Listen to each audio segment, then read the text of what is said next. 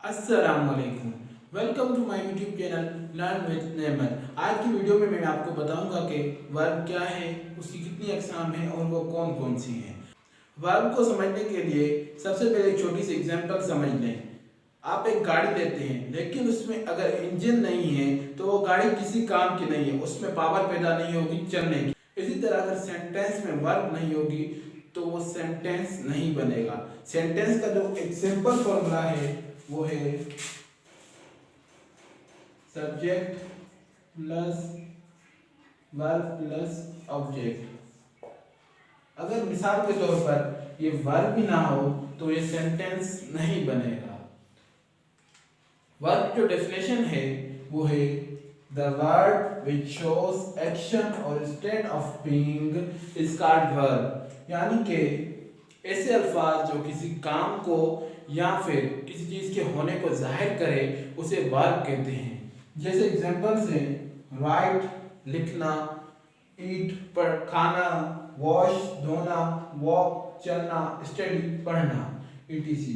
और जो ये वर्ब मैंने लिखे हैं और ये जो मैंने वर्ड लिखे हैं is am are was verb, ये किसी चीज के होने को जाहिर करते हैं। जैसे एक जुमला है ही इज टीचर।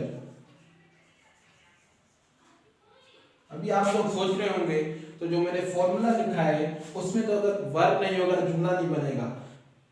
अगर आप इस जुमले पर गौर करें, जो इज है वो किसी चीज के होने को जाहिर कर रहा है, यानी कि ये जुमला बन सकता है he is a teacher. Verb की जो बेसिक काइंड है वो है हेल्पिंग वर्ब और मेन वर्ब। जिस तरह एक जहाज में 3 इंजन होते हैं, इसी तरह एक 3 इंजन होते हैं, एक मेन इंजन होता है और दूसरे 2 जो होते हैं वो हेल्पिंग इंजन होते हैं। इसी तरह हेल्पिंग वर्ब भी सेंटेंस में हेल्प करता है। अगर आपने देखा हो तो कार्स और जो दूसरी व्हीकल्स होते हैं उसमें तकरीबन एक इंजन होता है, वो मेन इंजन होता है। इसी तरह मेन वर्ब भी सिर्फ एक ही होता है। अभी आप सोच रहे होंगे कि हेल्पिंग वर्ब और मेन वर्ब अलग अलग हैं तो वो सेंटेंस में एक तरह किस तरह काम कर सकते हैं। तो ऐसा कोई रूल नहीं है कि वो अलग अलग काम करें या फिर साथ काम करें। अगर वो अलग अलग काम करते हैं तो वो सेंटेंस नहीं होगा और अगर साथ काम करते हैं तो वो भी सेंटेंस सही होगा। हेल्पिंग वर्ब में 2 किस्म होते हैं, ऑक्सिलरी वर्ब और मॉडल वर्ब। ऑक्सिलरी वर्ब जो टेंसेस में यूज होते हैं और मॉडल वर्ब ये किसी चीज के करने की सलाहियत वगैरह को जाहिर करते हैं। मेन वर्ब मेन वर्ब में भी 2 किस्में हैं, ट्रांजिटिव वर्ब और इंट्रांजिटिव। ट्रांजिटिव वर्ब से मुराद कि ऐसे सेंटेंस जिसमें ऑब्जेक्ट आना जरूरी है। जैसे एक सेंटेंस है हिरन। अभी आपको पता नहीं है कि किस तरह भाग रहा है, क्यों भाग रहा है। अभी अगर हम यहाँ पर लिखते हैं हिरन फॉर बस, वो बस के लिए भागा। अगर इसमें ऑब्जेक्ट ना हो तो ये जुमला अधूरा होगा। ट्रांजिटिव वर्ब के बाद जो अगली काइंड है वो इंट्रांजिटिव वर्ब, यानी कि without object.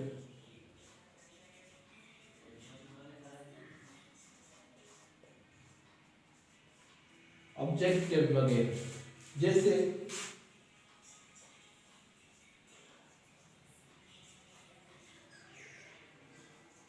The bird fly.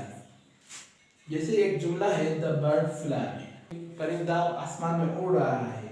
अगर हम इन स्काई नहीं लिखते तो आप तसव्वुर कर सकते हैं कि परिंदा कहाँ पर उड़ रहा है। इसी तरह he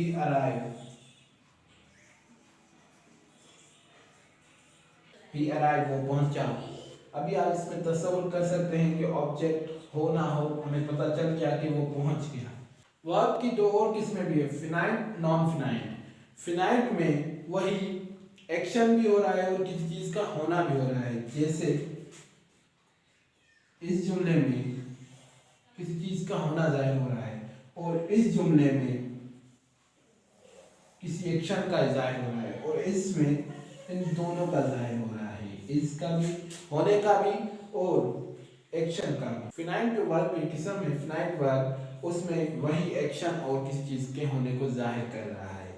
लेकिन जो नॉन फिनाइट है, इंफिनिटिव जो काइंड है, इसमें जो वर्ब की जो फर्स्ट फॉर्म होती है, यानी कि गो, ईट, इन दो वर्ड्स को लेते हैं, इनसे पहले टू गो, टू आ जाएगा, टू ईट, यानी ये वर्ब को चेंज कर देगा और उसे नाम या कोई और चीज बना देगा। जैसे एक जुमला है, ही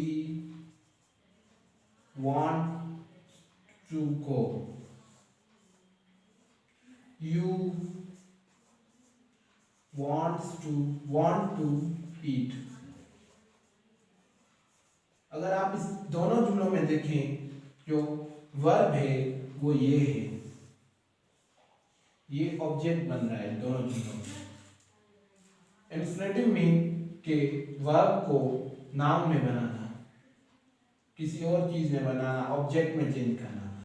इंफिनिटिव के बाद अगली हमारी काइंड है वो पार्टिसिपल। पार्टिसिपल की दो काइंड्स हैं, प्रेजेंट, पास्ट। पास्ट पार्टिसिपल या प्रेजेंट पार्टिसिपल का मतलब है कि जो वर्ब की जो थर्ड फॉर्म होती है, जैसे ब्रोकन, पेंटेड,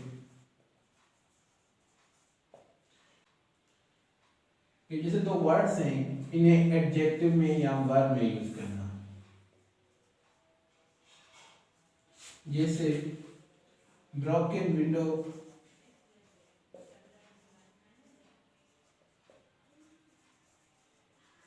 या पेंटेड वॉल। इसमें अगर आप देखें तो ब्रोकन एडजेक्टिव है, इस किसी चीज की खुसूसियत बता रहा है और काम भी बता रहा है कि कोई काम मुकम्मल हो चुका है। इसी तरह पेंटेड वॉल, पेंटेड वॉल यानी कि रंगीन दीवार, रंगीन यानी कि रंगीन दीवार। अगर आप इसमें देखें, ये खूबी को भी जाहिर कर रहा है और वर्ब को भी जाहिर कर रहा है कि एक काम मुकम्मल हो चुका है। इसके बाद प्रेजेंट पार्टिसिपल। प्रेजेंट पार्टिसिपल में जो आईएनजी फॉर्म होती है, जो फर्स्ट फॉर्म के साथ प्लस हो जाती है, जैसे स्विमिंग,